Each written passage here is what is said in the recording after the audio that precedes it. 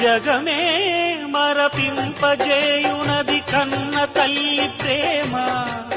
శిశువైనా పశువైనా తన తల్లి బుడికై పరుగులు తీయునులే. జననీ అను మాటలోని తరియుచు మనిషి జన్మ. ఇలనైనా గలనైనా ఆ అమ్మ రుణమే ఎన్నడు తీరదులే.